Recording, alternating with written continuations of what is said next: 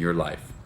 If you take your hand and put your thumb in the middle and fold your fingers over the top, this would be the completed model.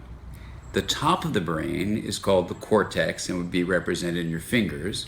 If you lift up the cortex, you'll see beneath it the limbic area, which should have 2 thumbs to be a perfect model, but most of us just have 1.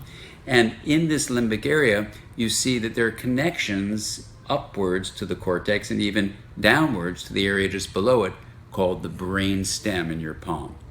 And this whole head brain is connected to the body through a number of regions, including the spinal cord represented in your wrist. Now let's quickly review what these areas do, and you can see how what you do with your mind can change the way the brain functions.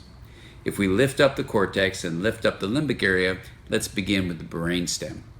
The brainstem is the oldest part of this head brain, and I keep on saying head brain because you have neurons around your heart and around your intestines that people are calling the gut brain and the heart brain. And so I'll use the word just brain, but actually it's a hand model of the head brain. The deepest, oldest part of the head brain is this brainstem.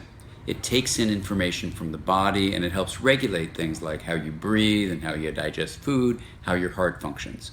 In addition, the brainstem has a very important set of regions that create the fight, flight, freeze, and faint response that comes when we feel threatened. So if you're working in a business, for example, or you're in a classroom or you're at home and you feel threatened by what's going on, the brainstem gets involved to create this reactive state.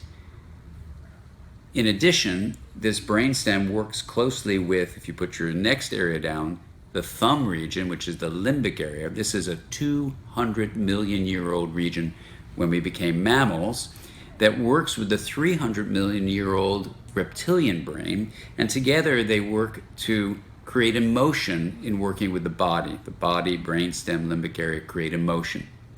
The brainstem works with the limbic area to also motivate us, to drive our behaviors. And this limbic area appraises the meaning of things, whether things are significant or not, whether they're good or bad. In addition, there are certain ways memory is divided up and connected through the limbic area with an area you may have heard, the hippocampus, or with its amygdala region.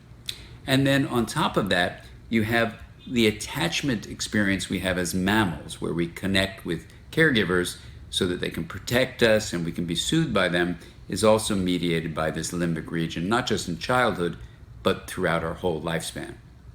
Now, these limbic functions work closely, if you fold your fingers over, with the cortex, which is basically making maps.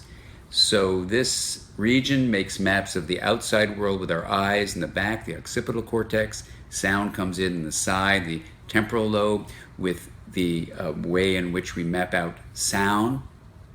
And you even have an area in the front from these second to last knuckles forward called the frontal cortex, also known as the association cortex, where you make associations in thought.